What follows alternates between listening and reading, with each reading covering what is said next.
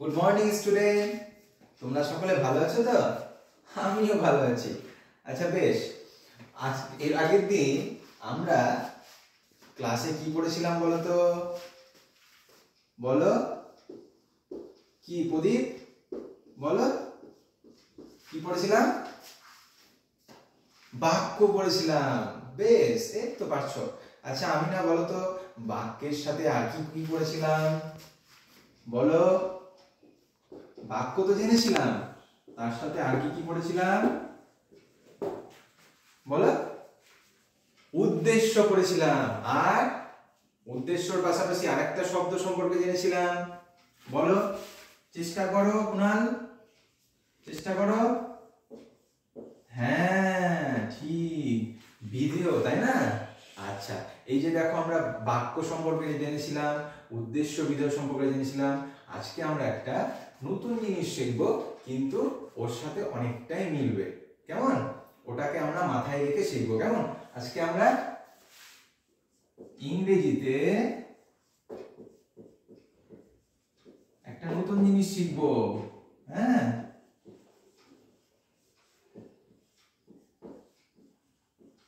কি শিখবে তো? ঠিক আছে। আচ্ছা মনে করো, আমি বাংলায় বাক্য বলেছিলাম না? হ্যাঁ, কিন্তু বাক্যের পাশাপাশি আমি তোমাদেরকে বাক্যকে ইংরেজিতে কি বলে সেটাও তো বলেছিলাম, তাই না? কে বলতে পারবে? দেখি দেখি দেখি, কে বলতে পারে? হ্যাঁ আমি না, বলো। ঠিক, একদম ঠিক, সেন্টেন্স। এই তো, ভালো বাচ্চা তোমরা। সেন্টেন্স, তাই না? আচ্ছা, আমরা তো বাক্যকে দুটো ভাগে ভাগ করেছিলাম, তাই না? তো এই সেন্টেন্সের বাংলায় হচ্ছে বাক্য, আর এটাকে দুটো ভাগ করেছিলাম। মনে পড়ছে তো? কি রাজা, মনে পড়ছে? হ্যাঁ বলো তো, কি বলেছিলাম? একটা উদ্দেশ্য, তাই না? সেই উদ্দেশ্যটাকে আমরা ইংরেজিতে বলবো সাবজেক্ট। কেমন? আর একটা কি বলেছিলাম একটু আগে বললে তোমরা? কি বলো প্রদীপ? ঠিক বলেছো, বিধেয়। ওটাকে আমরা ইংরেজিতে বলি প্রেডিকেট। হ্যাঁ, কি বলি? প্রেডিকেট। এবার পাশাপাশি তো আমরা ছোট ছোট বাক্য দিয়েও বুঝেছিলাম, তাই না? কোনটা উদ্দেশ্য কোনটা বিধেয়, সেটা আমরা ইংরেজিতেও জানবো। কেমন? তাহলে দেখো ভাগগুলো দেখলাম, চলো আমরা উদাহরণ দিয়ে একটু জানি। আচ্ছা কার নাম নেবো বলো? একটা নাম বলো, তোমরা নাম বলো। রাম। আচ্ছা ঠিক আছে, রাম ইজ এ কি, গুড না ব্যাড? গুড।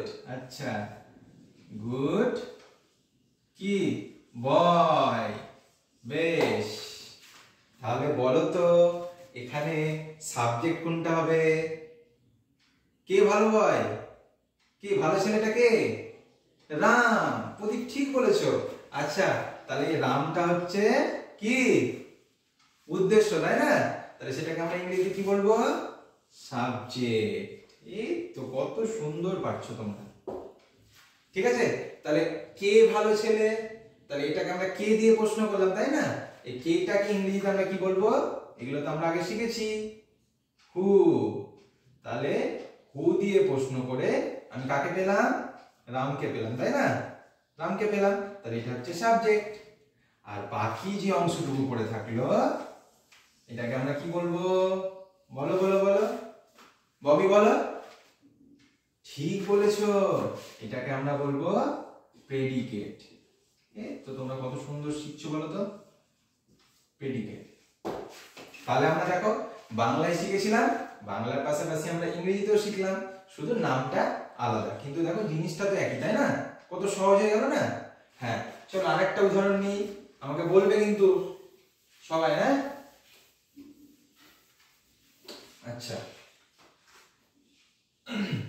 একটা নাম, Sita. Sita goes to school. Sita goes to school, তাহলে এখানে দেখো উদ্দেশ্য কোনটা বলো তো? কে স্কুলে যাচ্ছে? কে স্কুলে যায়? হ্যাঁ, সীতা। ঠিক, একদম ঠিক। তাহলে এটাকে আমরা কি দিয়ে প্রশ্ন করছি? কে দিয়ে, হু দিয়ে, তাই না? তাহলে এটা হচ্ছে সাবজেক্ট। ঠিক। আচ্ছা, আর বাকি যতটুকু অংশ পড়ে থাকলো এটাকে আমরা কি বলবো? বলো রাজা, বলো। কি? প্রেডিকেট। বাহ, এই তো আমরা তাহলে দেখো কত সুন্দর শিখে গেলাম, তাই না? তাহলে আজকে আমরা ক্লাস 3 থেকে ইংরেজি কি জানলাম? Subject, predicate. সাবজেক্ট